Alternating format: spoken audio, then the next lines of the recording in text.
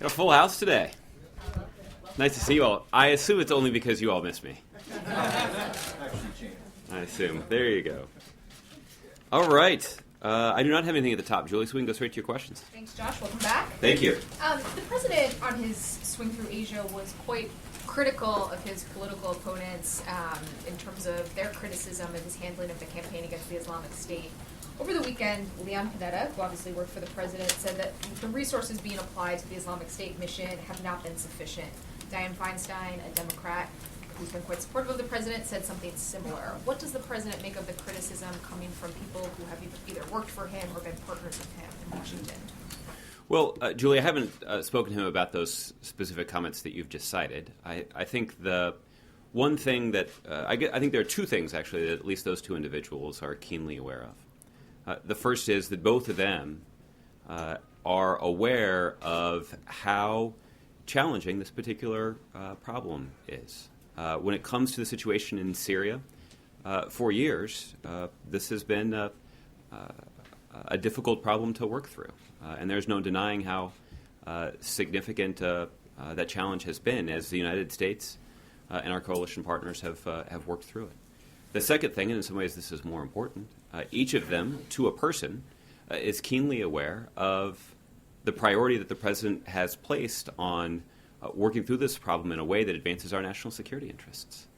Both of them have been involved in extended conversations with the president about the policy options that are available, and the president certainly has valued the advice that they have given over the years, and certainly if they have additional ideas or suggestions, we're willing to take their call. But the fact is, taking a look at all of the resources that has gone into this is to understand that there is a comprehensive strategy that is being implemented by the United States and the 64 other members of our coalition. And I think that is a testament to the priority that the president places on this issue. It's also a testament to the American leadership that's at work here. So does the president think that the resources he's devoted to this mission are sufficient? Well, the president certainly believes that there is more that our coalition partners can do to contribute to this effort. Not coalition partners, the U.S. Well, again, it sounds that you may have looked at their comments more closely than I did, but based on the way that you presented them to me in your first question, the question is, are enough resources being dedicated to the mission? The success of this mission is dependent on 65 nations coming together, recognizing the common interests that they have here, and dedicating significant resources. And we have seen stepped-up contributions, even over the course of the last week, from members of that coalition, and we certainly welcome those stepped-up contributions. But are you saying that the U.S. resources are sufficient and it's additional resources needed from coalition partners that's the issue here? Well, again, our point is that we have certainly been engaged in conversations, and the president was, as he was traveling around the world over the last week, having conversations with leaders like President Erdogan. We met with our European leaders, or our European allies in Turkey as well. And those conversations centered on what those members of our coalition can do to contribute more resources. I certainly wouldn't rule out that there might be additional resources that are contributed by the United States. But when you consider the range of elements to our strategy, it's clear that the United States is making significant contributions, and whether that's the United States being the largest donor of humanitarian assistance to the significant problem of Syrian refugees, or when you consider the significant investment of our military resources to apply pressure to ISIL leadership and to support fighting forces on the ground as they regain territory from ISIL. I just want to ask quickly about the situation in Brussels. What does the president make about of the steps that officials there have taken to essentially put this city on lockdown for several days as they look for suspects in the Paris attacks? Does he believe that that is the right approach? Well, we're certainly not going to be in a situation where we're Monday morning quarterbacking the efforts that are underway in Brussels or anywhere, frankly, to ensure the safety of the citizens of that European city. Obviously, the United States is committed to sharing information and assisting with that investigation as it is ongoing. But been sharing information with the authorities in Belgium? Absolutely. The United States, since has long-standing information sharing agreements with countries in Europe. This is actually an area where we do believe that there is more that our European partners can do in terms of improving the quality and quantity of information that they share with one another, but also improving the amount of information and the way that information is shared with the United States. But that is certainly something that we are committed to, and we're committed to helping our allies in Europe deal with this rather urgent threat. Okay. Julia. Thanks, Josh. While the president was away, a number of Republicans applauded what they said was a delay of the president's plan to close Guantanamo, meaning the plan that he would be presenting to Congress. Does the White House view this as a delay, and is there any rethinking of plans to transfer Guantanamo prisoners to the United States in light of the refugee crisis that somehow, not the refugee crisis, the rhetoric around Syrian refugees? Is there any kind of a rethink of perhaps this isn't the best time to also be bringing Guantanamo Bay prisoners into the United States? No. In fact, I think this actually is a situation where this is not the best time for the United States continuing to operate a prison facility that we know is a powerful recruiting tool that is used by extremists around the world. The president did talk about this in the news conference that he did a couple of days ago. We know that ISIL's chief messaging goal is to portray themselves as the true inheritors of, or the true defenders of Islam, and to make aggressively the case that the Western world is at war with Islam. Of course, those two narratives are false, but doing something like continuing to operate the prison at Guantanamo Bay only serves to advance the narrative that ISIL is seeking to write, and that now is actually a good time for the United States to take the long overdue step of finally closing the prison at Guantanamo Bay. It doesn't serve our national security interests. If anything, it undermines them, and is certainly not an efficient or effective use of taxpayer dollars when you consider the alternatives that are available, which is to transfer to other countries those individuals that can be safely transferred, and to otherwise dispense with those who can be prosecuted, put them through our criminal justice system, and to safely detain those individuals who cannot be transferred. And there's no reason that we can't make progress with that regard. So when should we expect to see that plan? I don't have an update for you in terms of the timing, but sometime soon. I mean, you used to say soon. Is it still? That's still generally the time frame, but at some point that probably becomes inoperative. But the commitment that does remain operative is that that's something that we do intend to present to Congress, and when we do, that's something that we'll make public for all of you to consider as well. Okay. I also wanted to get your reaction to the drug company Pfizer's announcement that they plan to buy Ireland-based Allergen, which would be the largest tax inversion deal. Mm-hmm. Democratic presidential candidate Bernie Sanders said the U.S. should block that deal. Is there anything the U.S. government could do to block that transaction? I know that the president has said that he does not favor tax inversion deals, but is the White House looking at anything it might do in this case? Julie, I don't have any specific comments on any specific private financial transaction, including the one that you just cited. There are a couple things, though, that I do think bear mentioning. The first is, just last week, the Secretary of the Treasury announced a handful of administrative steps that the Treasury Department was taking to try to reduce the incentive and lower the benefit for those countries that are seeking to engage in a corporate inversion. And the second is to remind you of the President's longstanding concern and outright criticism of companies that pursue this strategy that essentially allows them to renounce their citizenship and while continuing to benefit from all that America has to offer. And whether that is our the extraordinarily talented workforce that's in this country, or the education system we have in place to ensure that there is a good pipeline of workers that companies can benefit from. Obviously, the United States has large customer markets and infrastructure in place that companies benefit from. And the president said it's not fair for companies to essentially renounce their citizenship, seek to, at least on paper, locate themselves somewhere else just so they can pay a lower tax rate. That certainly is not the kind of benefit that's available to middle-class families. And I think the only thing that's worse is that there are Republicans in Congress that continue to protect the ability of corporations to engage in these kinds of actions. And I guess that's what you get when you have companies that essentially have bought and paid for members of Congress. It may serve the corporate bottom line of some of these companies, but it certainly doesn't advance it certainly doesn't strengthen the economy of the United States, and it certainly doesn't enhance the prospects of middle-class families in this country. Okay, Justin. If I can follow on Pfizer a little bit, this would be the largest inversion deal in history, and so I'm wondering if this is fresh off the moves that the Treasury Department made last week, but presumably would be unaffected by them. Why are those moves effective in any way if the largest drug company in the U.S. can go ahead and do the largest pharmaceutical deal? Well, for the details around the Treasury announcement, I'd refer you to them, and they may be able to explain to you how or whether their announcement would apply to this specific transaction.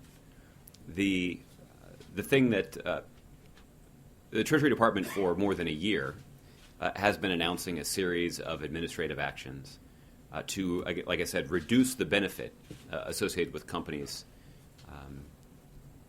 executing an inversion. And we've seen the pace of those inversion announcements slow as a result of or at least since that Treasury announcement was first made. Now, I guess whether those two things are connected, I guess is something that you'd have to dig into. But the pace of these kinds of announcements has slowed since the Treasury Department did begin carrying out these administrative actions to limit the benefit associated with companies doing that.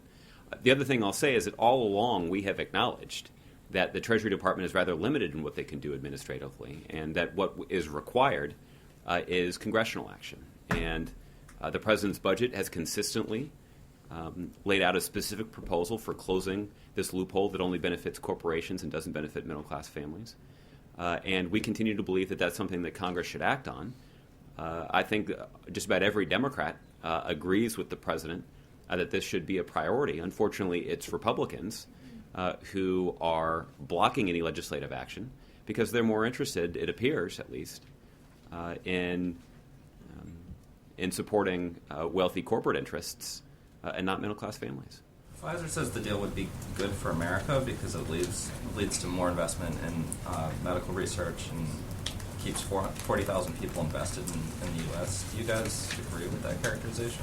Well, again, I'm not going to comment on the specific results of or the specific consequences of one private financial transaction. What about the sort of antitrust implications, or even what the effect would be on drug prices? I know that's been something that you guys have talked about. Well, I assume that's something that would be subject to Department of Justice review, but I'm not aware of how that process is carried out, or whether or not even the Department of Justice has publicly said that they're prepared to take a look at it.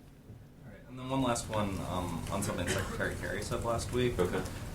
It was about funding for the contribution to the Global Climate Fund.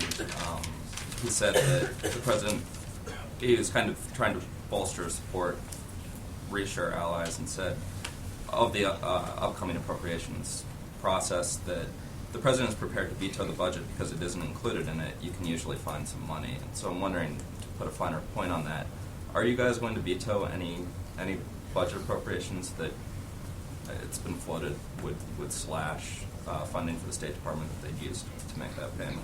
Well, I don't have a veto threat to issue from here today on this particular issue. Obviously, this is a priority of the president's. It's included in our budget proposal, and we're certainly going to continue to make the case to Congress that this is something that is that's worth funding. Was Secretary Kerry kind of off the reservation there? No, I think he's indicating that this is a top priority of the president's, and that's something that the president has communicated to other world leaders directly, and it's certainly something that we'll communicate directly to leaders in Congress. Okay. Anita. I wonder if you could tell us a little bit about the Vice President's meeting this morning. I mean, I'm assuming it's over with the ambassadors of the countries that are working to fight the Islamic State. Can you just sort of tell us about that meeting and then the purpose, and then I had sort of a follow-up on that. I haven't gotten a detailed readout since the meeting has concluded, but I can tell you the purpose of the meeting. There were 59 of the 65 countries who are part of our coalition represented at the meeting. They were represented by their ambassadors to the United States. And the conversation focused on how countries who are part of our coalition can ramp up their contributions to our efforts. Now, what's true is that the progress that has been made thus far has been a result of the significant contributions that members of our coalition have made. Let me just go through a few of them that the President cited in his news conference. There are nearly 24 nations who have made a military contribution to our counter-ISIL campaign. There are 15 different nations that have deployed personnel in support of training local forces on the ground in Iraq and Syrian forces in other countries. There are 25 nations who are part of the effort that's being coordinated by Germany and the UAE to stabilize areas that have been liberated from ISIL. There is an effort underway to train Iraqi police forces that's being led by the Italians. And there are 34 different nations around the world that have taken steps to arrest individuals seeking to travel to Iraq and in Syria to take up arms alongside ISIL. Countering the flow of foreign fighters has been a top priority of the President's for more than a year. You recall the President convened a meeting of the at the United Nations General Assembly meeting more than a year ago to talk about how to shut down the flow of foreign fighters and to coordinate the international effort to do so. And we've seen 34 nations respond to that call. There's been an international effort to crack down on ISIL's financing efforts. That's an international effort that's being led by the Saudis. We certainly appreciate their contribution to that effort. And we've also talked about how important it is to counter ISIL's messaging online and to make sure that we are mobilizing resources and voices inside the Muslim community to counter ISIL's narrative. And there's a communication center that was opened at the in the UAE to lead this effort, but we would anticipate that there'll be additional centers that will be opened around the world, including in Malaysia, where the President just was. The last thing that I'll note is that we should not overlook the significant humanitarian effort that's underway to try to meet the basic needs of those millions of Iraqis and Syrians who are fleeing violence in their home countries. And the international effort to try to meet their basic needs is important and is dependent on international coordination and dependent on the leadership of the United States, because the United States has actually made the largest contribution to that effort. I just want to be clear. Your words at the beginning were ramp up. So the United States is trying to convince some of the countries, all of the countries, to ramp up their activities? Well, I guess what I'm trying to do is to lay out for you how critically important the contributions that our countries that countries to this coalition have been, and we believe that there is more that can be done if countries are willing to contribute additional resources. And then just to follow, do you find, as Russia is sort of looking to form their own coalition, perhaps peeling off members of this coalition, the U.S.-led coalition, do you think that the U.S.-led coalition is eroding in any way? There's zero evidence of that. And what your thoughts on what Russia's doing in terms of trying to form their own coalition? Well, again, I think the President's been pretty blunt about what Russia's doing. Right now, what Russia is doing is they are undermining our effort to reach a political settlement. And they're doing that because they are concerned primarily with propping up the failed regime of Bashar al-Assad. And those efforts only undermine our ability to engage the moderate Syrian opposition in a discussion about the long overdue political transition that even Russia acknowledges is needed and long overdue inside of Syria. So we've also said, and the President said this on a number of occasions as well, that if Russia is prepared to change their strategy and prepared to focus their efforts on ISIL and to work with the international community to do that, then we would welcome them as members of our coalition. And certainly their efforts and the resources that they could bring to bear would be important. But thus far, they've been unable to do that. They focused on another goal, and it is not one that has allowed them to build a a coalition on nearly the scale of what the United States has built. So, the president had an opportunity to discuss this issue directly with President Putin while we were in Turkey last week. And I know this is a conversation that Secretary Kerry has had with his Russian counterpart, Foreign Minister Lavrov, on a number of occasions, and we're going to continue that conversation, particularly now that, tragically, that Russia understands the stakes for going after ISIL. Okay, Bill. Given everything you've said today and what the President said in this news conference about the support of the coalition and the President's obvious reluctance to commit any further U.S. ground troops, what in the world can come of the meeting between him and President Hollande? What's the deliverable, other than expressions of solidarity and support?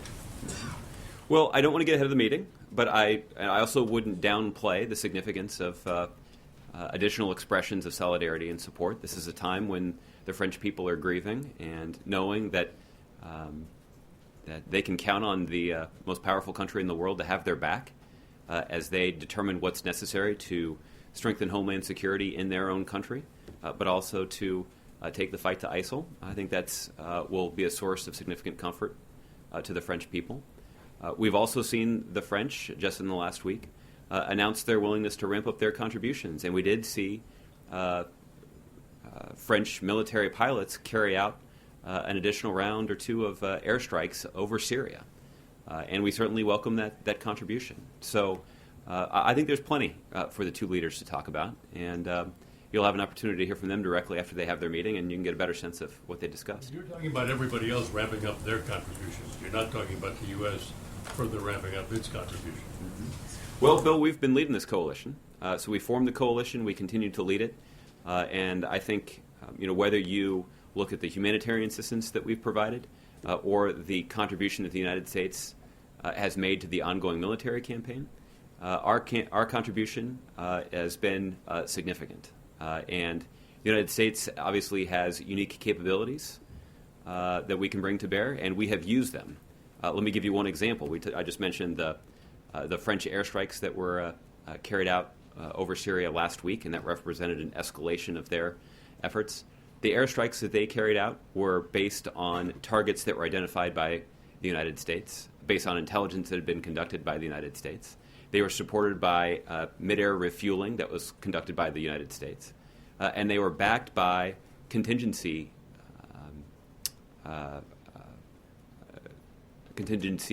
operations, search and rescue capabilities, for example, to ensure that if something went wrong with those flights, that those pilots could be rescued. Those search and rescue capabilities were provided by the United States. So I think that is an indication that the United States is certainly pulling more than our own weight when it comes to the contribution behind this coalition. But look, that's something that we're glad to do. That is in line with a long tradition of American leadership. It certainly is a tradition that this president believes in. All that still leaves open the question of what, if anything, can come of this meeting. Well, and again, I guess what I'm saying is you'll have an opportunity to talk to the two leaders tomorrow. All right, James. Josh, thank you. First, just to follow up on Julie's question, the President's Defense Secretary, Leon Panetta, appeared on Your World with Neil Cavuto on November 16 and said, and I quote, "The President of the United States and other world leaders need to recognize that this is not a time to just kind of sit back and hope that somehow this enemy will go away."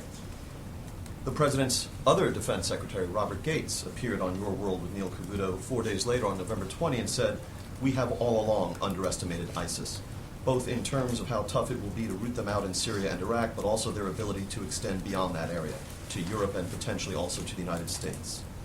And then we also have the comments from Dianne Feinstein, quote, on Face the Nation yesterday, "I don't think the approach is sufficient to the job.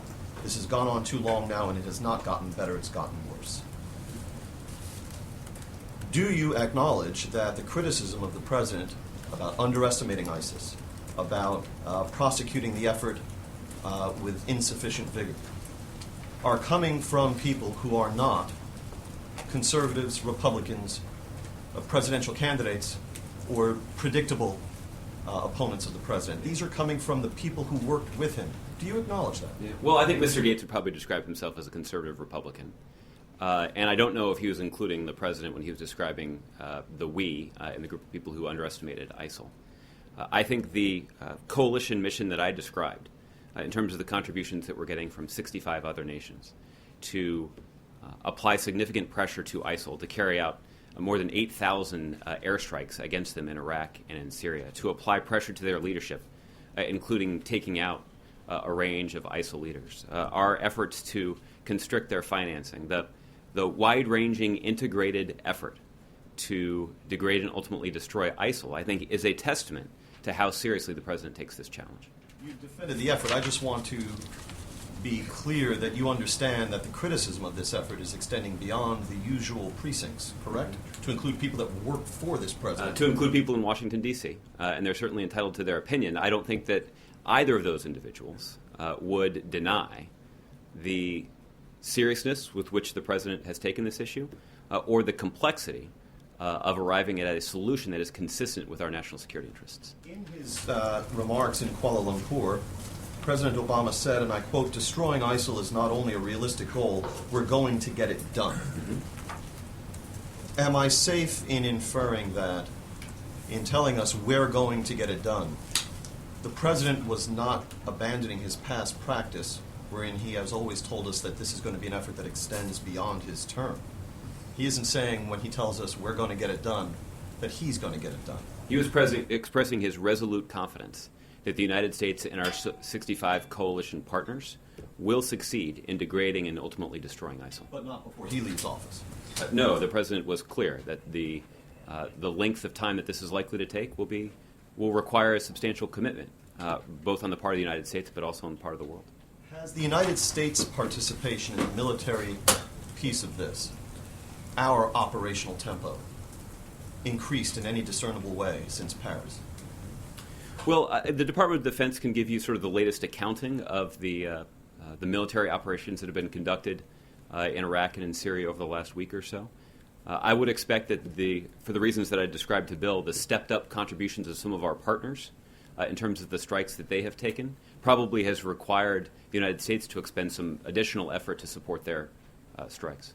Two more. The president also said in Kuala Lumpur about the intelligence he has received on ISIS, which, as we all know, is now under investigation by the Pentagon IG. Quote, "It's not as if I've been receiving wonderfully rosy, glowing portraits of what's been happening in Iraq and Syria over the last year and a half. It feels to me like, at my level at least, we've had a pretty clear-eyed, sober assessment of where we've made real progress and where we have not." Now, I've asked you in this briefing previously if the president has confidence in the intelligence product he's received on ISIS over the last year and a half. Would I be wrong to construe those remarks from Kuala Lumpur as the president expressing confidence in the intelligence product that he's received over the last year and a half? I think, James, what the president was trying to say, and I want to be careful here because I don't want to get ahead of an ongoing Inspector General investigation. I think what the president was trying to convey is that the intelligence reports that he's received about ISIL and the impact that they've had on Syria and Iraq in particular have been troubling. And that is part of what has prompted the kind of aggressive and sustained commitment to degrading and ultimately destroying that organization that you've seen put forward by the president. That is entirely separate from the question that is currently being investigated by the Inspector General. But what the president has long said, and what he said again in that news conference, is that he has made quite clear to military leaders and to intelligence officials that he's looking for the best, most accurate assessment of what's actually happening that he can possibly get, because that's only going to improve his ability to make decisions about policy to address the situation on the ground. So as clear as people can be about what's exactly happening, that's what the president wants. And even if that means delivering some bad news, or even if that means providing some evidence to indicate that our previous elements of our strategy didn't work as well as we had hoped, the president would rather get that information and make changes to the strategy where necessary than not. The president tells us that he feels as though he has been receiving clear-eyed intelligence. The Pentagon probe is aimed at determining whether, in fact, he was or not. Should his statement be weighed by the investigators? And, in fact, would the president be willing to cooperate personally with this investigation? Well, obviously the president believes in the value and importance of conducting independent investigations like this, and I'm not aware that the Inspector General has sought any sort of presidential cooperation, because I think, frankly, the investigation that they're conducting doesn't rise to the president's level. What they're doing is they're trying to take a look at least based on published reports, they're trying to take a look at how information worked its way through the bureaucracy at the Department of Defense. They don't seem to be, at least at this point, based on public reports, concerned about anything beyond that. Last question. You've been very generous. When the president tells us, in response to just about any question about the progress of the anti-ISIS effort, that his strategy is making some progress amidst setbacks, and that we've always said this is going to take time. And if we get that answer on September 10, 2014, the day after he launched the effort, and if we're getting that same answer in Kuala Lumpur and in Antalya, Turkey, and so forth, if we're going to get the same answer, no matter we're on the second day of the campaign or the 366th day of the campaign, doesn't that, in effect, remove the president from accountability to the American people for how this operation's actually going? No, I think the president is taking this action because he believes strongly that the national security of the United States and the American people is top priority as the commander-in-chief.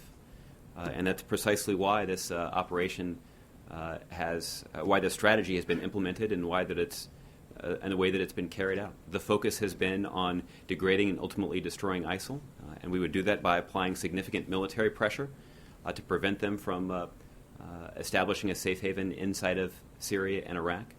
We have taken ISIL leaders off the battlefield. We have regained territory inside of Iraq and in Syria. We have succeeded in shutting off some parts of their financing efforts. So we have made important progress. Just in the last couple of weeks, I saw that the president's special presidential envoy to the counter-ISIL effort, Brett McGurk, noted that just in the last couple of weeks, more than 1,000 square kilometers in territory has been regained by fighters on the ground from ISIL in Iraq and in Syria. That's an indication of some of the progress that's being made. But the president, as you pointed out from the beginning, has acknowledged that we'll enjoy some periods of success and some periods of progress, and that's part of any sort of ongoing military operation. And that's what we'll continue to hear from him for the next year until he leaves office, correct? Well, progress, setbacks, it's going to take time, right? That's what we're going to hear? I think what you'll continue to hear from the president is a clear-eyed assessment of his view of what's happening. Okay. John. When did the president first learn that intelligence analysts down at CENTCOM were charging that their intelligence reports were being whitewashed to make the situation look better than it really is in Iraq? When did he first learn about that? Well, John, I don't know the answer to that. I'll tell you, I first learned about it when these individuals, when it became public that these individuals had raised their concerns with the Inspector General. And in some ways, that's the way the process is supposed to work. And how concerned is, because I imagine it's very difficult to make decisions about a military strategy when you can't trust the intelligence you're getting. How concerned is he about this? Well, I think the president certainly is interested in the independent investigation running its course.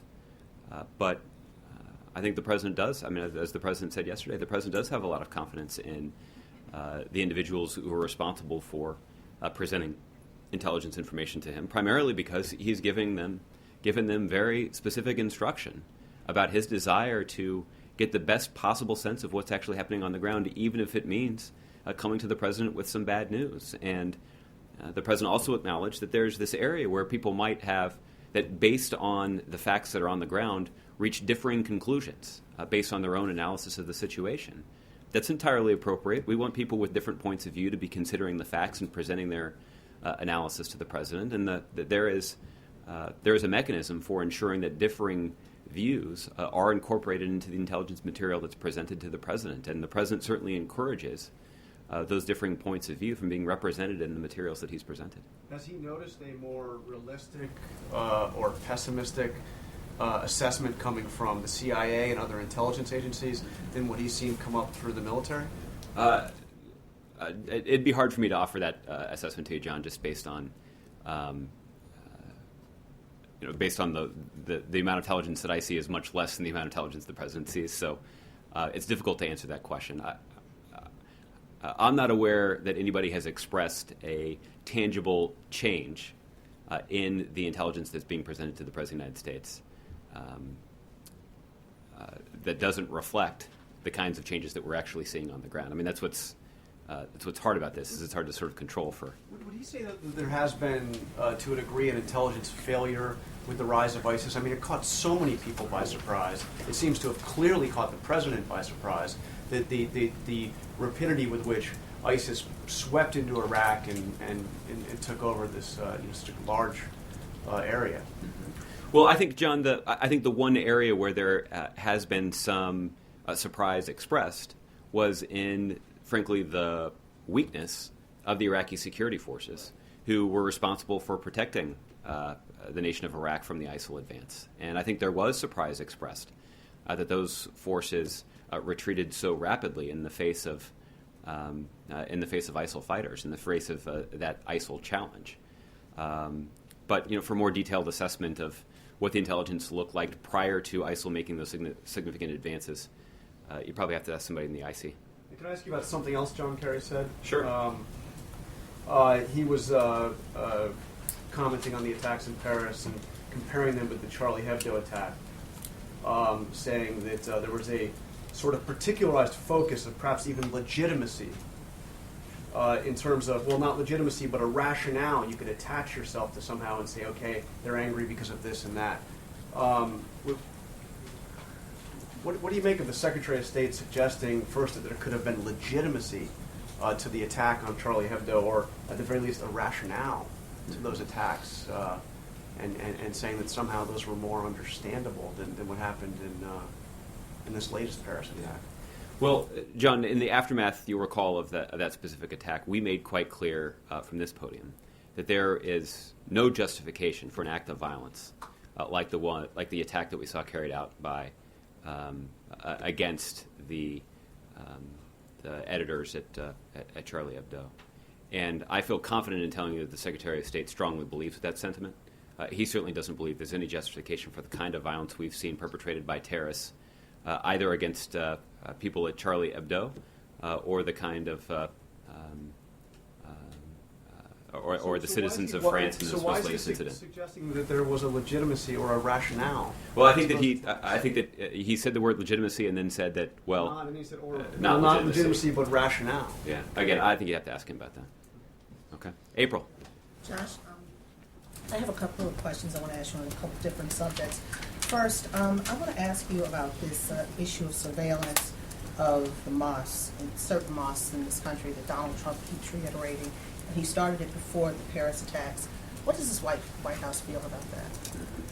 Well, April, this may be a source of disappointment to you, but there are times where I've chosen to weigh in to the irresponsible rhetoric that's being spouted by Republican candidates for president, and times when I've declined to do so. I think this is going to be one of those times when I'm going to decline to do it. This is a very serious time when there is a thought process that is seeming to be more vocal in this country about security issues that are trumping the principles of this country. And that's why I'm asking you that question in all seriousness. And it's not necessarily about Donald Trump, but it's something that he's putting out there, and people are listening to it and actually embracing it. Well, April, I'll just say that I'd encourage you to take a look at the comments that the President made at his news conference in Kuala Lumpur, where he was quite clear about the fact that language that is used to target or discriminate or specifically alienate Muslims only serves to advance the narrative, the false narrative, that ISIL is trying to write. And that's why the President believes that the most important thing that the American people can do in the face of these shocking and scary images of violence that are being perpetrated by ISIL is to not be afraid and to not elevate them to a stature that they don't deserve.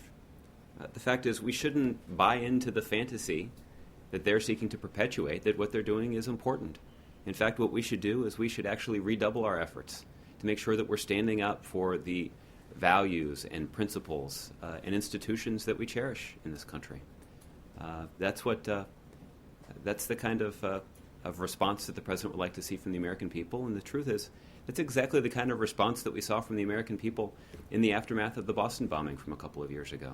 We saw the people of Boston in the face of a tragic, violent terrorist incident on one of the most special days of the year in Boston.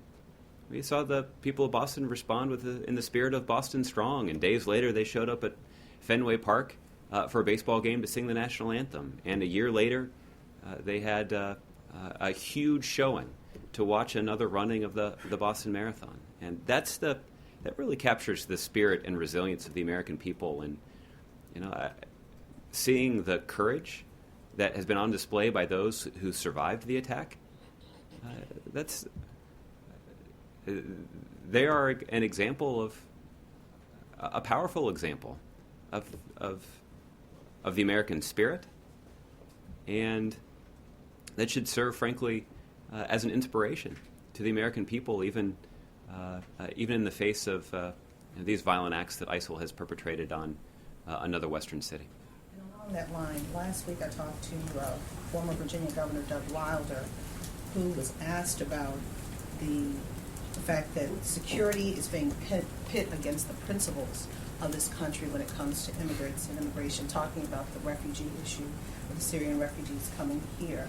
And he said that there was an aspect of discrimination as it relates to this controversy over the refugees.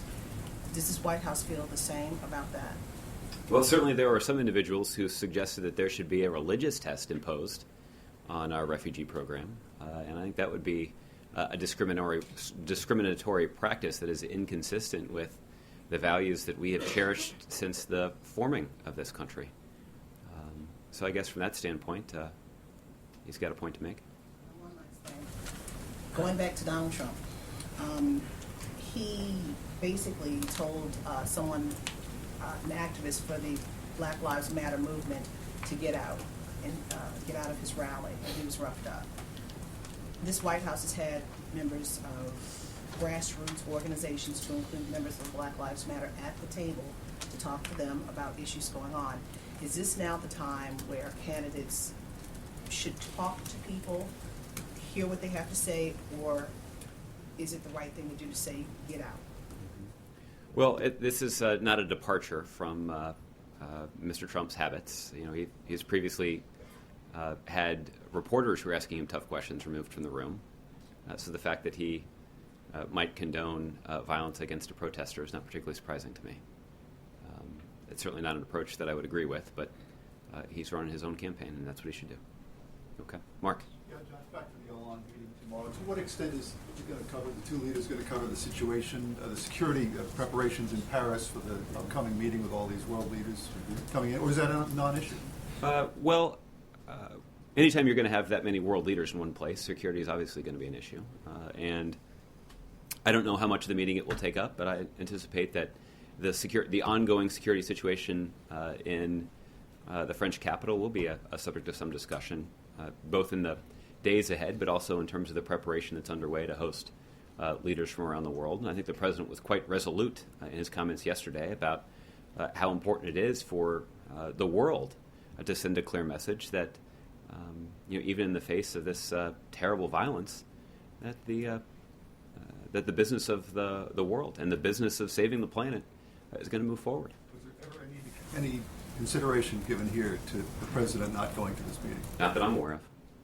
Okay. Joe? More on Hollande. Mm-hmm. We sort of assume that at least some of this meeting is going to be about Russia.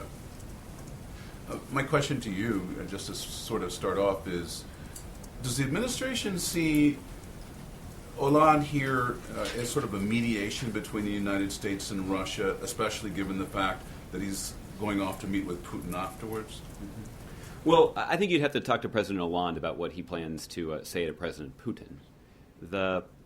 Frankly, what President Obama is interested in doing is showing, I think in a very visible way, the solidarity that the United States of America feels with our allies in France, even in this very difficult hour for that country. This is a nation that's grieving.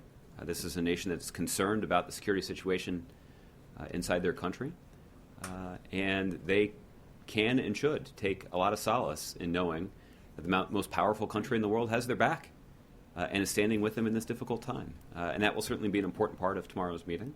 I think they'll also have some tangible conversations about what steps the United States is prepared to take to help them with the security situation in their country, particularly when it comes to intelligence sharing. We certainly believe that there is more that France and their European partners can do in terms of sharing information among themselves and with the United States, and we obviously would welcome steps that they would take to do that. We believe that would have a positive impact on the security situation, not just in Europe, but also in the United States. And I would anticipate they'll also discuss how France can continue to ramp up their contribution to our counter-ISIL effort, including in the category of military contributions that France is prepared to make to this effort. What are the tangible steps that Russia would need to do in order to create more cooperation on the issue of ISIS? Mm-hmm. Well, what we've made clear, Joe, is that the Russians need to ensure that they have a military strategy that's consistent with the diplomatic and political objectives that they themselves have identified. That's been the real problem that Russia has had, both in terms of pursuing their own strategy, but also in terms of getting people to go along with it. There's this fundamental contradiction to what they say that their goals are and what they're actually doing on the ground. The fact is, President Putin himself has acknowledged that the terrible problems that are plaguing Syria right now will require a political solution and a political transition. But as long as Russia is engaged in a significant military effort to prop up Bashar al-Assad, that is only going to make it more difficult for that political transition to actually take place. It's going to push that political solution further off into the distance, not bring it closer. And that's a problem for our 65-member coalition. It's also a problem for Russia. And that's something that the president's tried to persuade President Putin directly, and I know that other world leaders have tried to do the same. What we'd like to see from Russia is a commitment to the kind of counter-ISIL-focused military effort that our coalition is carrying out. And particularly if Russia was prepared to integrate those efforts with the broader coalition efforts, then that would have a positive impact, and that's what we would like to see. Is a rollback of economic sanctions over the Ukraine issue completely off the table, or is there a way to sort of incrementally move in that direction to, at the very least, give Hollande something to take to Moscow? The President Obama and our European partners from the beginning have said that we're prepared to roll back sanctions against Russia once they pursue and implement the Minsk agreement. And unfortunately, we have seen Russia not take the steps that they have committed to take in the context of the Minsk agreement. That's why those sanctions remain in place. They shouldn't inhibit our ability to focus on other national security interests. For example, it didn't inhibit our ability to work with Russia to secure the agreement with Iran to prevent them from obtaining a nuclear weapon.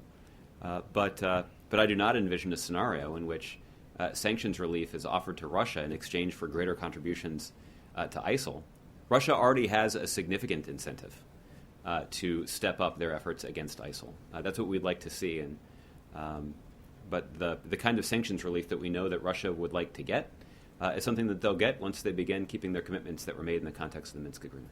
Last question. On the vetting process and the refugee programs, on Capitol Hill, both Democrats and Republicans last week said that the administration had not done the finest job of selling the program, in explaining to the American public, explaining it on Capitol Hill, especially... So they took a vote on a significant national security issue that they didn't understand? Well... Is that right? I haven't seen anybody say that, but that'd be news. Well, they didn't take time to read the bill? They didn't take time to understand the program? Sort of like healthcare. Yeah. Well, my question to you, though, I haven't heard anybody say that about healthcare. Does the administration feel as though it needed to do a better job of selling the finer points of the vetting process and making people understand it? I think those who voted for who voted to further encumber the refugee process are accountable for their vote, and I think they'll have to explain. I think they'll have to explain why they voted in that way. I'm sorry. My question to you is the program as it stands now. was it not sold well enough? Were the finer points of it not sold well enough to people in Capitol Hill? Well, but again, is that an explanation for why they voted against it? Because they didn't understand what was included in it? Right? I mean, that sort of goes to the substance of what you're saying, is that, a bunch of members of Congress voted in a way that we obviously disagree with because they didn't understand what they were voting on. I'm not sure. I'm not really sure if that's worse than just voting the wrong way, or if unwittingly they voted the wrong way. Here's the other thing, Joe, that I think probably also is deserving of some attention. There's also a certain level of irony associated with that step, right? We noted that voting to further encumber and bog down the refugee process is not likely to do much to improve the national security of the United States. There probably are some reforms to the visa waiver program that we're currently discussing with members of the United States Senate that actually could further enhance our national security. There are a number of steps the Department of Homeland Security has already taken over the last year to strengthen that program, and there may be some additional steps that we could work with Congress to implement that would strengthen that program. But there's one other thing that Congress could do that would actually enhance our national security, and right now that relates to the purchase of firearms.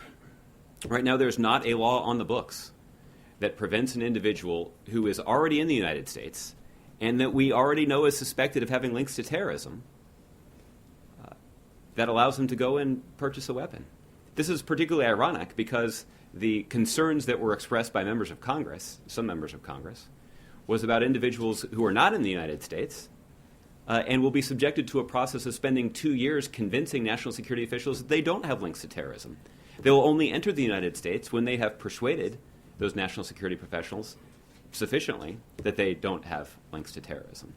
But instead, members of Congress are prepared to allow those individuals who are already in the United States and are suspected of having links to terrorism from going and purchasing a firearm. And I think that is a pretty clear indication that Republicans in Congress are more interested in playing politics and more scared of the NRA than they are concerned about doing the right thing for our national security. Kelly. Staying on the refugee issue, we have at NBC a new survey that is out that 41% of those questioned support the idea of having Syrian refugees admitted to the country, 56 do not. And then if we add that on to the situation on Capitol Hill where there was an overwhelming vote, including 47 Democrats, who wanted to have these additional restrictions on the vetting process. Is the president not hearing where the public is on this issue? Well, Kelly, I think we've made a pretty strong case about why what Congress did is not going to do much to improve our national security. It may make them feel better in terms of making a political argument, but that's unfortunate when we're talking about an issue as important as our national security. The fact is, the reason that the president continues to support the refugee program is that individuals who enter the United States as a refugee are subjected to more screening and more vetting than anybody else who enters the United States. They have to submit to a background check.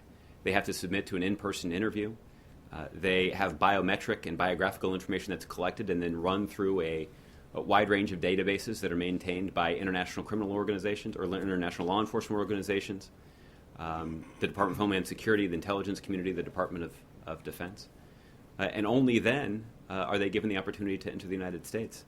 Since 2011, when the war in Syria broke out, about 22,000 Syrian individuals were referred to the United States to determine if they could qualify for refugee status and be admitted to the United States. These are individuals, these 22,000 individuals had already been vetted by the United Nations for consideration in this program. A little more than 2,000 of them have been admitted to the United States. That's an indication of just how rigorous this process is.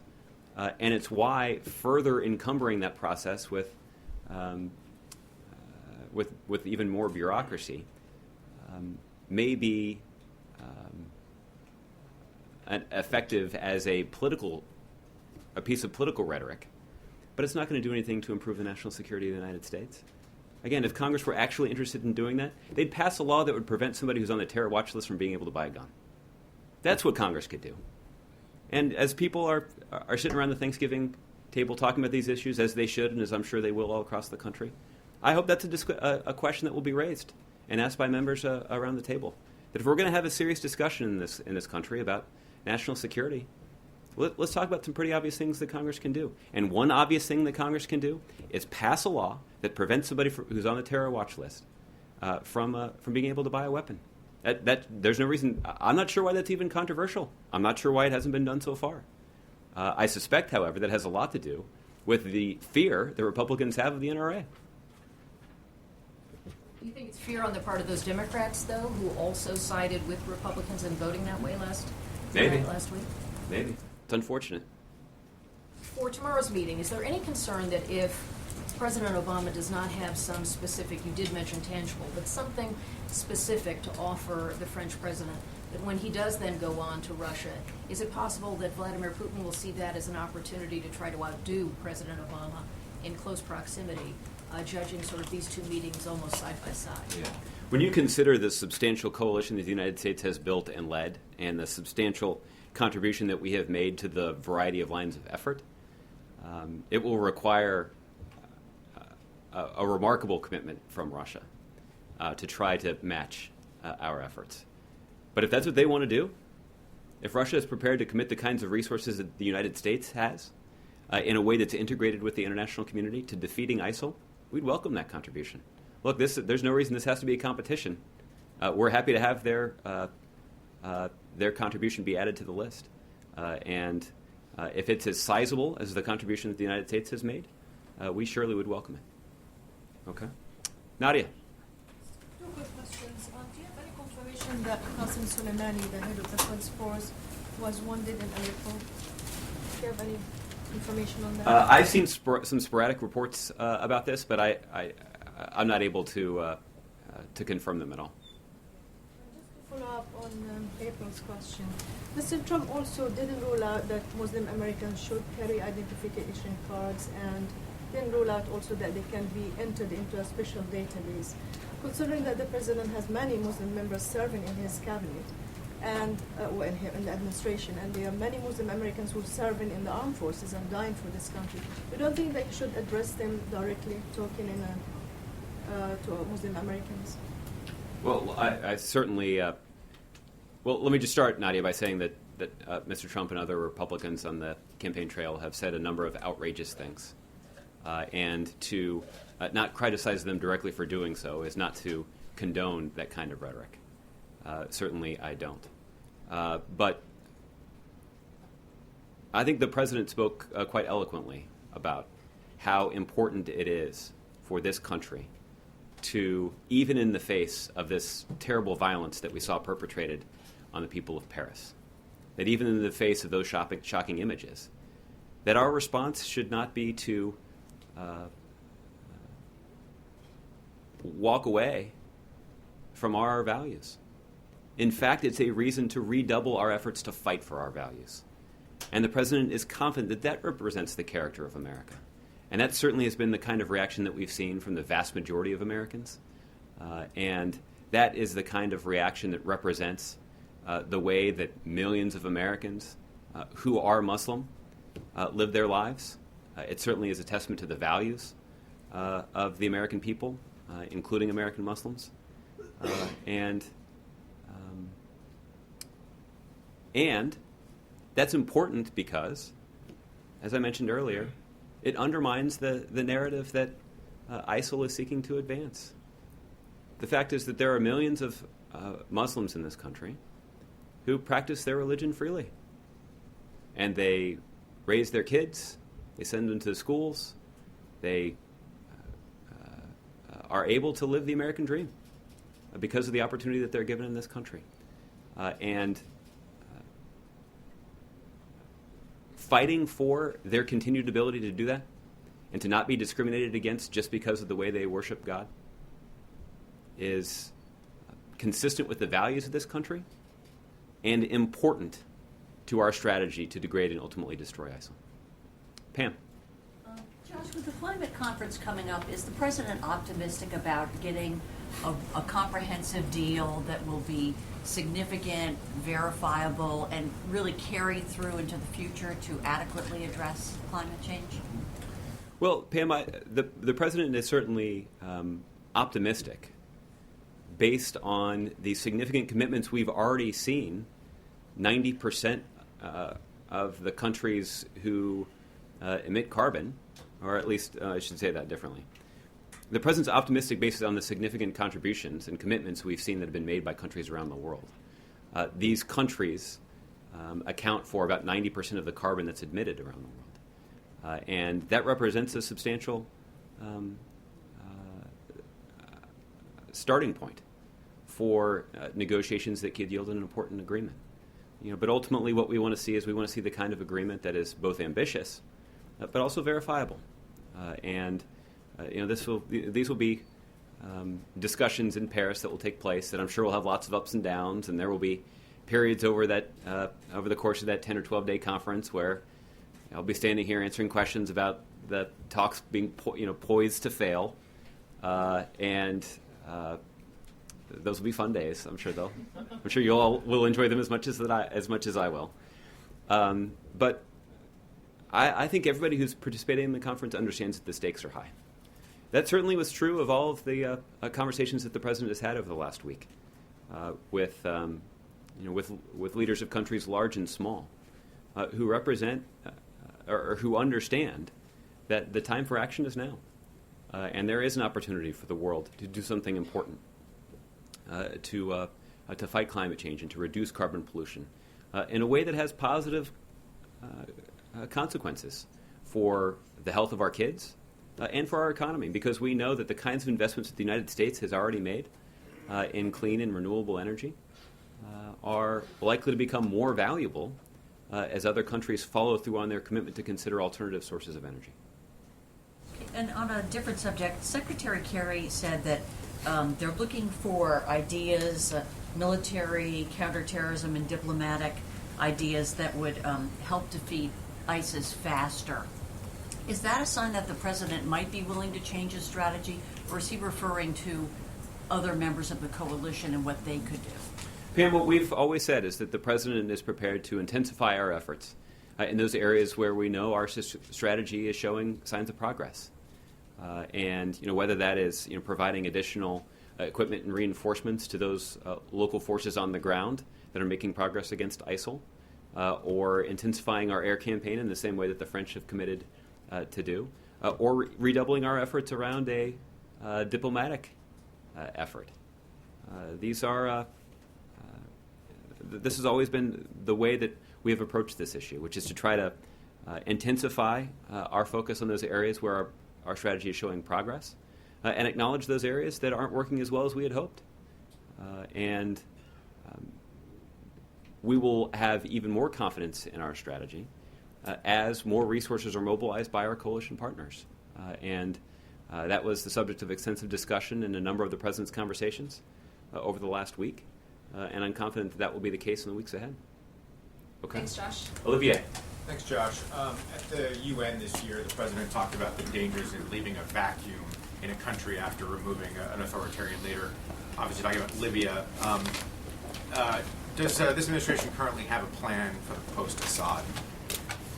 Well, Olivier, this is actually the subject of ongoing discussion that Secretary Kerry has been leading in Vienna over the last several weeks.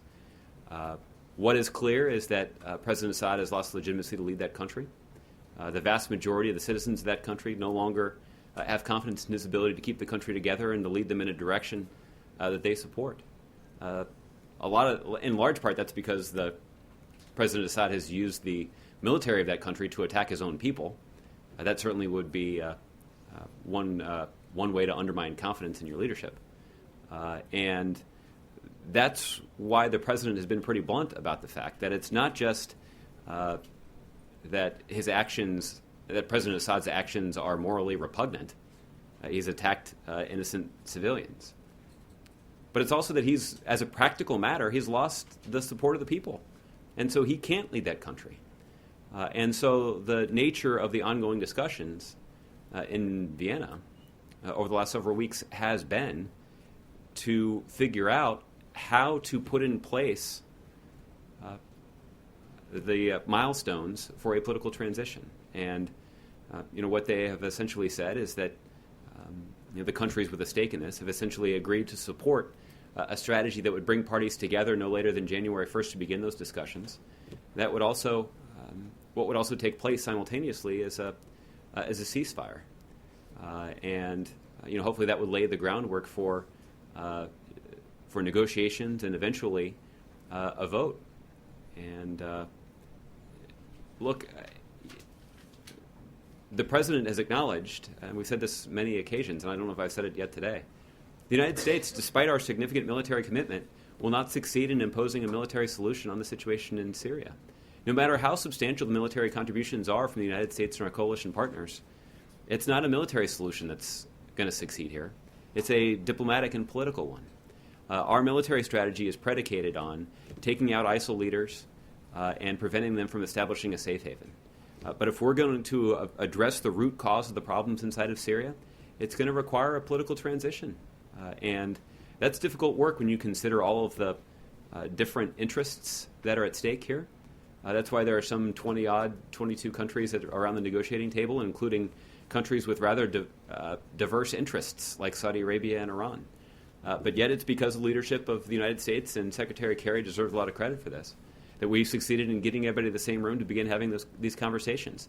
And it's because despite their differing opinions and their differing levels of commitment to that country, all of them acknowledge that a political transition is necessary to address a situation that has had negative consequences for all of the countries involved.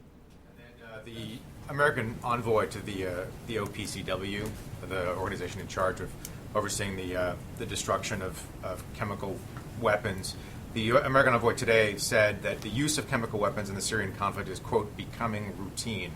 How does the president's strategy handle this apparently routine use of chemical weapons? And do you know, and can you say, whether these are Assad caches that were missed a couple of years ago, or whether this is new production? Olivia, I have to.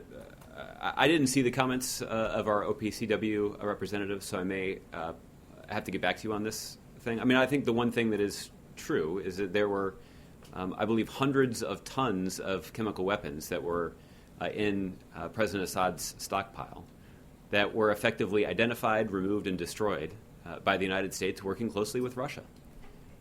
And that was a significant accomplishment, because we know that had those materials not been removed and destroyed, the risk associated with chemical weapons would be even greater inside of Syria. But for the response to the specific comments that have been shared, I'll follow up with you. Okay, Victoria, I'll give you the last one, then we're going to call it a day. The Syrian rebels are not at the table for these talks, and they are saying, look, he's a war criminal, he needs to be in jail, you all can have as many talks as you want, but that's our position, and that's where we're dealing from. So how far can these talks realistically go as long as they're not involved? Well, Victoria, the goal of these conversations is for the countries in the region and around the world who have an interest in resolving the situation inside of Syria agreeing to an approach that would eventually include bringing the opposition together. The thing that's important for you to understand is that the opposition is far from monolithic. There are a variety of different organizations and groups that are involved that presumably would like to have some kind of say in the future of Syria. So this is a complex process. And getting them to participate in that process and getting them around the negotiating table is only a first step. So I would acknowledge that that we're a long way from the kind of political solution that's long overdue but necessary. But there's no denying that if you can get countries like Iran, Saudi Arabia, the United States, and Russia around the table discussing this and coming to at least the broad outlines of a framework for pursuing this kind of political transition, that's a significant development. But there's a long way to go, and certainly resolving or at least addressing the wide variety of concerns that are sure to be aired by opposition groups once they get in the room. That will sort of be the next challenge that we'll face here. And the talks tomorrow, is there a difference between President Obama and President Hollande on the time frame for the removal of Assad?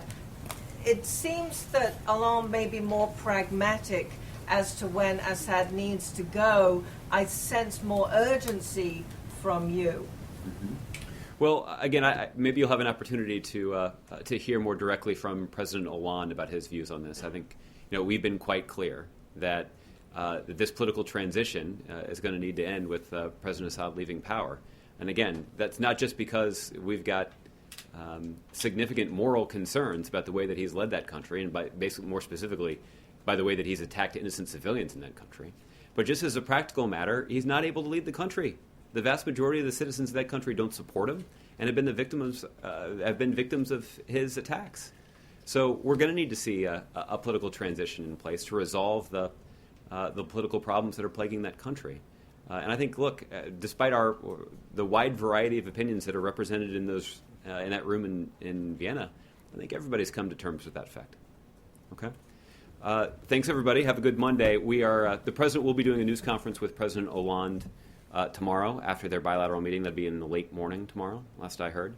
We will not do a briefing on Wednesday, so I wish all of you a very happy Thanksgiving. Okay. Thanks, guys.